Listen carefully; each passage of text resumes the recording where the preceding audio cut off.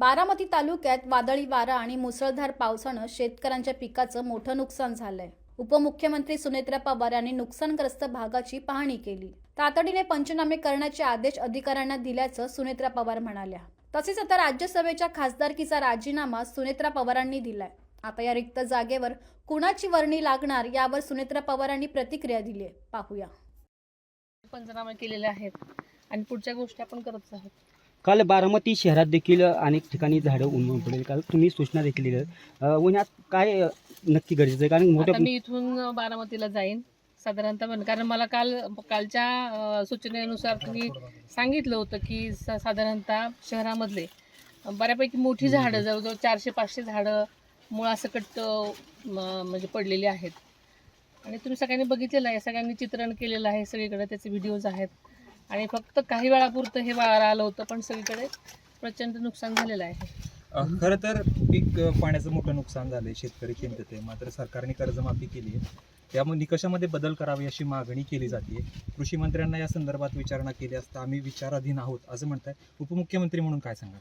साधारण आत्ताच ही घटना घडलेली आहे आणि इतकं नुकसान झालेलं आहे, त्याच्यामुळे आणि अल निनोचा धोका हा माहिती होताच, असं काहीतरी अजून घडणार आहे असं, त्याच्यामुळे याच्यावरती विचार करत आहे सरकार आणि विचार जेव्हा होईल तर त्याच्यामध्ये नक्कीच सकारात्मक शेतकऱ्यांच्या दृष्टीने होणार आहे एवढं मला वाटतं। दुसरी गोष्ट अशी आहे की एकंदरीत राज्यसभा तुम्ही राजीनामा दिल्यानंतर राज्यसभेची जागा रिक्त झालेली आहे, त्याच्यावरती भुजबळांचं नाव चर्चेत येते। खरंच हे बातमी, यामध्ये किती तथ्य आहे? प्रत्येक पक्षाला सगळ्यांचे विचार घेऊन एखादा उमेदवार ठरवण्याची म्हणजे त्यांचा तो एक भाग असतो आणि तसं चाललेलं आहे आमच्याकडे। त्याच्यामुळे उमेदवारांची चर्चा होत असताना अशी अनेक नावं बाहेर पडतात नेहमीसारखी, तशी पडत असतील, पण आता आपण बघूया काय म्हणजे संध्याकाळपर्यंत किंवा उद्यापर्यंत तुम्हाला नाव कळेल। भुजबळांचं नाव असण्याची शक्यता वाटते? सांगता येत नाही, सगळ्याच गोष्टी आपण सगळ्यांचा सारासार विचार करत असतो। जी उमेदवारांची ज्यांची इच्छा आहे त्यांचा सगळ्यांचाच विचार प्रत्येक पक्ष करत असतो, तसं करते। आणखी या ठिकाणी किती ठिकाणी पाहणी करतात? कराटीमध्ये आता मी आलेले कराटीमध्ये तर काही दिवसापूर्वीच वीज पडलेल्या एका महिलानंतर तिचा मृत्यू झालेला असल्यामुळे त्यांना मी भेट दिलेली आहे, त्यांच्या मुलांना भेटून आलेले आहे। तिथे शेळ्यांचं बरोबर 16 शेळ्या आणि त्या पण विजेमुळे गेलेल्या आहेत।